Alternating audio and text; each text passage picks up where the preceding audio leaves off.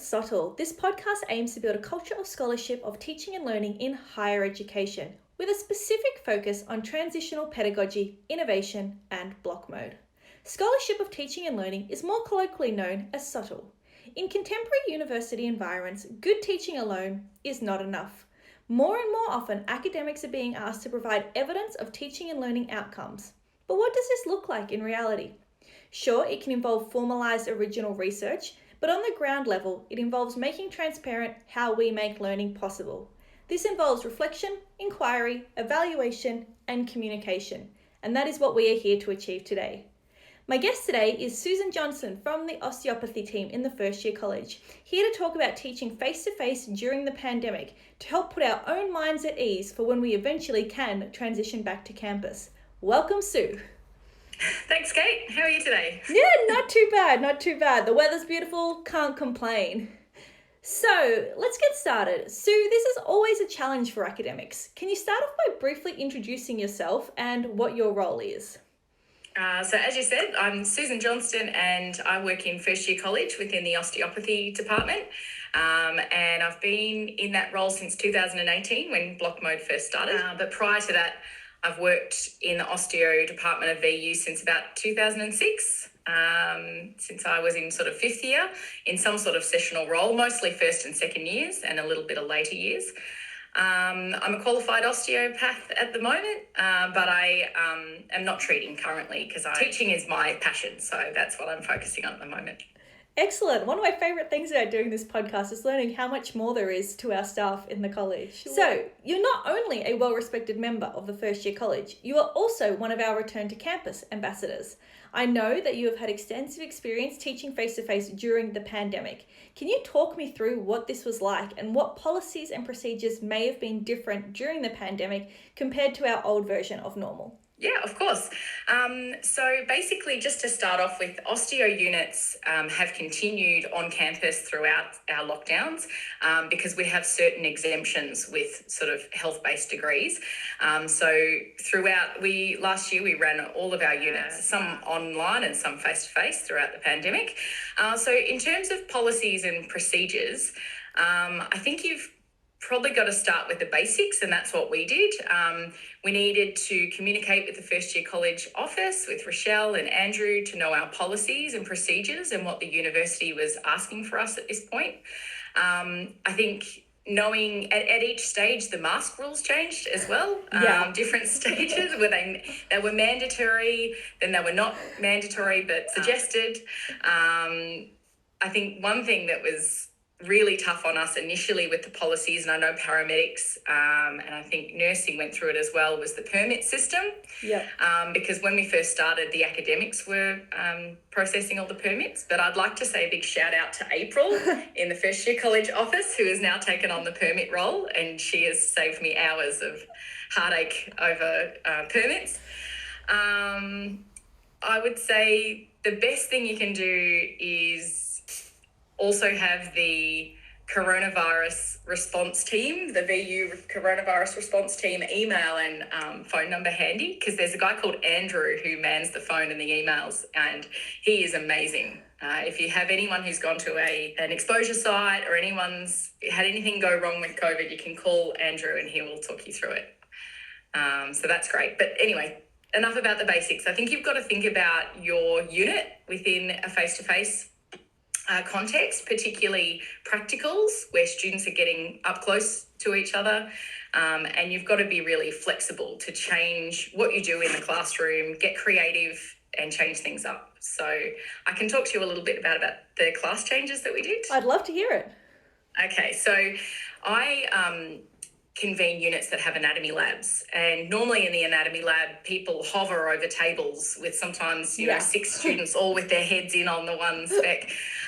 So we sort of did a rotation system where we set up tables are about a metre and a half long, and we would have one student at one end of the table and one student at the other end of the table, and they had separate specimens, a wet end and a dry end, and then after 25 minutes or whatever the lesson plan dictated, then they would swap ends. And so they got to see the same specs, but in a social distanced way, and it was sort of, you know, orchestrated by the lesson plan, and that really got us through those harder points of stage 4 lockdown last year. And in that unit, we had a mix of online and face-to-face. Yep. So just because we were on campus doesn't mean we had to be on campus every single day for every class. So some were online and anatomy labs were in campus. We've got a theory paper coming up in the unit I'm teaching at the moment. It's an online unit, but we're going to have a face-to-face theory paper. Cool. So we're going to have a lecture theatre which seats about 150 people. We're going to have about 35 students come through at a time. Yep. In waves, and that way it's invigilated. The assessment is invigilated, but it's socially distanced. But we're not having 100 people standing outside of a lecture theatre, gathering. So it's just doing things a little bit differently. And clinical skills was probably the one that we needed to think really creatively about, where we had hands-on technique practice between students. And normally we encourage people to change partners and work throughout the classroom with each other to treat a variety of people, but you just can't do that at the moment. So Nick did some great work. In stage 4 lockdown, the students worked in pairs, so they only worked on the same person rather than being exposed to everyone. And then earlier this year, because restrictions were a little less, we had pods of 4 students. So I think that sort of shows that you've just got to be flexible and think about what's the right plan for now, going forward. Brilliant. Wow, it sounds like you guys have done so much, but at the same time, you haven't actually had to adapt too radically. It's more just thinking through those steps and procedures rather than feeling like you have to overhaul the entire unit every time. Oh, yeah. I mean, we don't have time to overhaul the whole unit. You just have to change what it is that you do. And I think we've all designed blocks, right? So we've had to be creative and we've had to be flexible. So it's just an extension of the skills that we've already sort of built, I guess, over the last few years. No, absolutely. And it sounds great. And I'm really glad that you did both basics and what you're actually doing in the classroom, because I didn't even know that we had a response team. So that's how bad I am. So I think that will actually ease a lot of people's concerns, because I know people have reached out saying, well, what happens if this happens? And I'm like, I don't know. But it's great to hear that the university has really thought these things through and there is the knowledge out there and the support as we return. I've got the phone number here if you need it. I don't know if we should blast that on the internet. Poor Andrew might be getting the responses. But because so often you get an email from a student, or should I do this or should I do that? And we've got someone who will give you all the answers. He gives you template emails to deal with certain situations. And he's just lovely, and I reckon he needs some sort of commendation at the end of all this from the university. I don't know what his training is, but he's calm and cool under pressure, and he just manages it. So what great. An unsung hero! And to deal with academics, I think definitely a commendation is needed. So you've talked a lot about the positives and how you were able to adapt over time. Were there any barriers or hurdles that you faced? And alternatively, what were some of the best aspects about getting to continue to teach face-to-face during these times?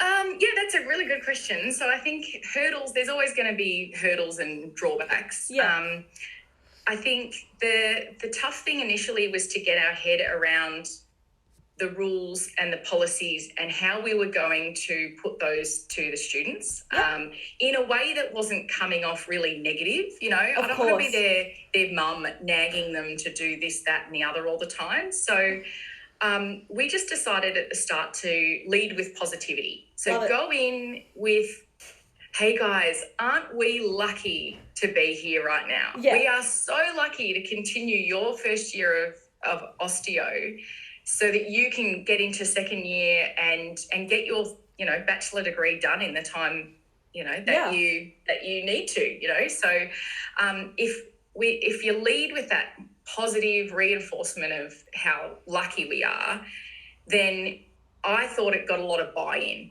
Absolutely. So the trade-off was, look, we've got to follow all these rules, but isn't it great that we're here? And they wanted they wanted to be there. They wanted to see each other. They wanted to keep going, because sitting at home doing nothing is going to be a waste of their time. So it was great. And then, look, you can't always be be positive if people aren't doing the rules. So I think you need to have a decent level of firmness if things get a little slack, or, you know, masks are going below noses routinely from certain people. It really only took a couple of pulling people aside, having a bit of a chat, be firm but fair. And by the end of that first week, they were on it. That's awesome. You know, they knew what it was that we were asking of them. And we sort of just laid down the rules, and then it was fine. I think maybe later on in the unit, when people get a little bit complacent about the fact that we're there, needed a bit of a reminder, but I think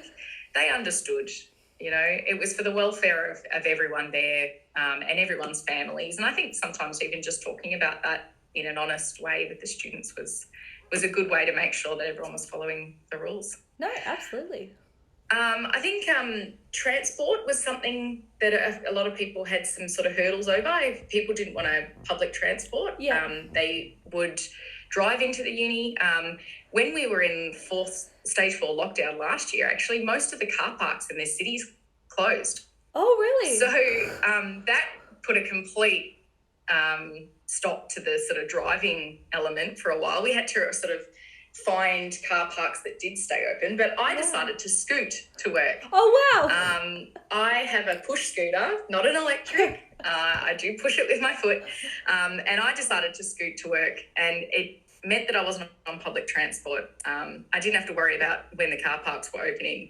And it was actually the highlight of my day, getting a bit of exercise on the way to and from work. Yeah. But it was really good fun. So that was like another little hurdle. And I think initially when we started, I sort of thought, should we be here? But if you really know your policies and you enforce the rules nicely, you just soon become, you know, comfortable with it. It's actually just the new normal. And I was fine, and I was happy to be there and really happy we could keep the students going. In terms of benefits, I think the benefits really outweighed any hurdles that we had. So high engagement from students. They were just over the moon to be there and to be looking at people and to be talking. The student-to-student connection was amazing. So just having them make friends. And I know from Osteo, I've made lifelong friends from Osteo. And to by the end of the unit, seeing that people were going to go have catch-ups in the park after uni or go to dinner together, I was like, oh, they're making friends. You know, they're doing all the things that we would have done probably in the first couple of weeks. And it's taken a year, but, you know, better late than never. And that was so appreciative. Like, I have so many emails from students that thanked us and thanked me and thanked Nick and thanked everyone for keeping our course on, you know, keeping going, and the hard work that we did, you know, with permits and all the rules and making sure all the hand sanitizer bottles were filled and all that sort of stuff. They were just appreciative, and it made it all worthwhile. Oh, how wonderful. I think that's such a nice, positive thing to share. And you've really touched on, we're never going to be able to prepare for everything, because how would you have prepared for car parks to be closed? That's not something that would even cross most of our minds. But like you said, the core of what we're trying to do is still able to be done. And I think seeing that gratitude from the students, probably, like you said, it really does make it all worthwhile. Yeah, absolutely. It was really well worth it. Even just catching up with our colleagues, you know, sitting in the office and looking at Beck in the face and having a decent conversation and a laugh in person rather than, you know, on a phone or Zoom or whatever. It did make it all worthwhile. It's good. That's so good. So do you have any specific advice for staff who may be a little apprehensive about returning? I reckon you've just got to prepare your return. You've got to start envisaging it. And it was a bit like I was thinking, right, how am I going to get to uni? You know, the train, coincidentally, the train line I tend to go on was always the one that had exposure sites. So that's why I was sort of like, I don't know about this public transport thing. So think, how are you going to get to uni? You know, are you going to drive? You're going to public transport, walk, ride, scoot, anything like that? You might even be flexible about what campus you go to. So if you live closer to a different campus and you're not teaching for that block, you might go and work on campus at a different one, you know, because that might be easier for you to drive to or walk or ride or something like that. Because I tend to work at the City, Footscray and St Albans throughout the year, depending on what I'm doing at any given moment. And I think even Footscray, for example, we've got less parking out the back because we've got the Footscray Hospital coming in. But Footscray VU have put a car park across the river at the Flemington Racecourse. Yeah. And it's a huge car park and there's plenty of room. And there's your 10-minute walk, a bit of a clearing Perfect. the brain on the way to and from work. You're getting some exercise and a bit of the wind on the face. I think just planning elements. I think packing a lunch.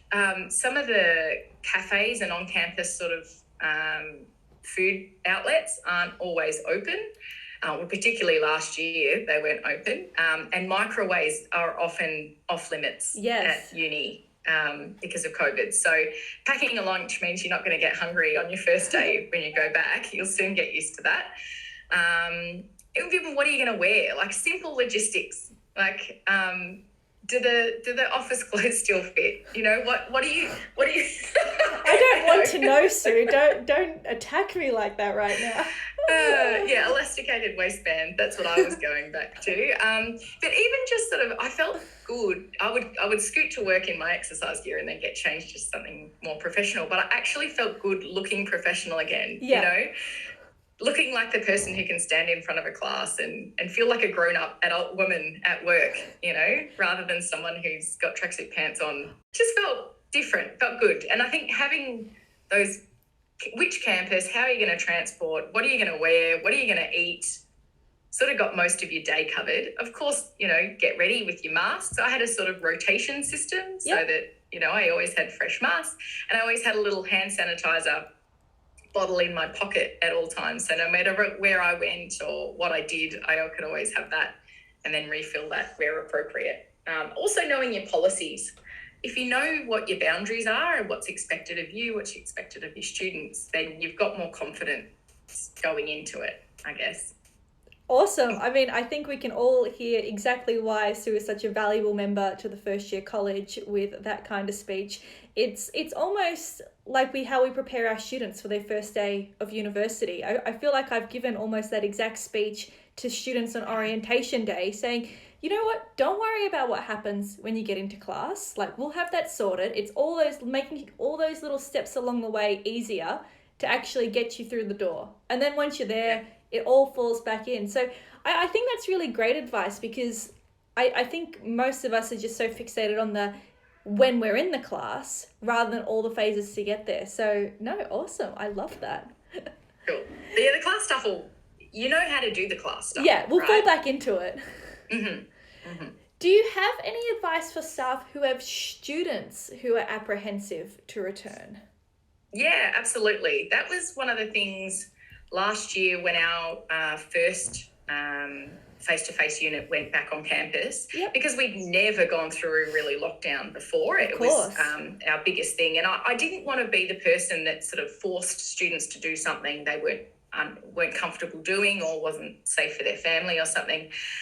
So basically, I think it's reassure the students that the university is doing everything that they can to keep their studies going, but also keeping them COVID safe. So, you know, there's people working on this, and that's why, you know, first year college and the COVID response team are working really closely with academics to make sure that we're doing everything we can to be safe. I would encourage students to always be reading news items in VU Collaborate, any other announcements and emails, because if they know the rules, just like we need to know our policies before we go on campus, if they know the rules, then they will keep themselves safe as possible and they will keep each other as safe as possible, and then therefore their families, you know, when they are back at home as well. So know what they need to do before they go on campus. Also, look, we did have really just a very small number of people who felt that going on campus wasn't the right thing for them or their family at the time. And I think the benefit was with block mode is that for those students who don't want to come on campus at this point, they can continue with some of their online units. So they might sit out a unit and then they might join us again with the next one that's an online unit. And that's the great thing about block mode. They could take some time off, but they're not losing a whole year. You know, they can get a few runs on the board and they can then, you know, slot in when that next unit comes up again. So in a way, block mode is actually amazing for the pandemic sort of environment. No, fantastic. I think that's a really good range of options for people. And like you said, the support is there, and staff just have to know that if they reach out, they will be supported. Absolutely. I've had some amazing interactions with Rochelle and Andrew, particularly last year when we were just trying to navigate what on campus looked like.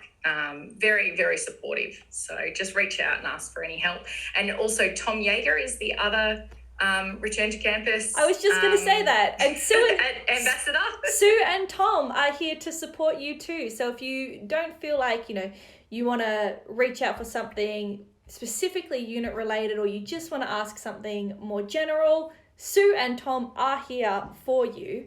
And they're both amazing people and sworn to confidentiality. I'm sure a blood bond was involved somewhere. So your secrets are safe with them. Yeah, because some people may not feel comfortable, going straight to the first year college office to ask questions. So we're sort of like a person in the middle, like you say, confidential, and people can have a little chat about things that might be on their mind, and we can help them work through the policies and stuff like that. That's awesome, and especially coming from someone who's been through it. So finally, before we wrap up, is there anything that you think we could be doing now, besides exercising to fit back into our work clothes, while we are still locked down, to assist with our eventual return to campus? Okay, well, I would say probably the first thing is chat with your GP or other health professional about vaccination options. I can see that the university is sending emails to staff and also emails to students encouraging people to get vaccinated. I saw that the university is encouraging people, ongoing staff, to get vaccinated during work hours. Yep. So that's great. That's a good option. And there's incentives now for sessionals and casual staff to get vaccinated as well, which is good. So you can spread the word to your sessional staff members. I think start to look at your units through a face-to-face sort of lens. So you can think about any small changes to your classroom that might assist with the COVID safety, particularly your practical class protocols, because sometimes there's not a lot you can do in a sort of desk-based, sort of room. I think start talking about returning with your students. Won't it be lovely? What are we looking forward to? Talk about it with your colleagues, because I think in a team you can come out with a greater range of changes and adaptations to your units. I think about, remember when we all went home in March sometime last year, and we were at home and we were working from home, and what did you miss the most about being on campus? Being able to procrastinate by walking the hallways and bothering my colleagues easily. Well, absolutely. That's one of my favourite things that I miss. So, because sometimes I think we're so far from when we were on campus, we forget what we loved about it. Yeah. So what did we miss? And it's often the connection. For me, it's photocopier chats. Yes. So you're standing around the photocopier in the corridor, and it could be social ones, but it could be, I've got this difficult situation. Yes.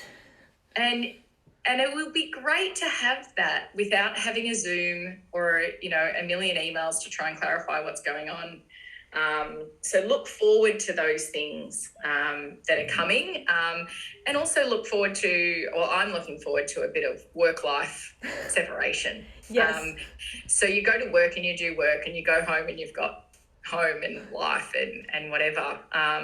So think about the positives. I don't think this is going anywhere anytime soon. So it's time we sort of, look forward to it, I guess. Absolutely. Well, thank you so much, Sue. It was great having a conversation with you, and you've certainly given me a lot to think about, and I hope you have helped to put a lot of the minds of our colleagues at ease, because I'm certainly feeling excited about going back, even though I can't leave my house for another 3 weeks.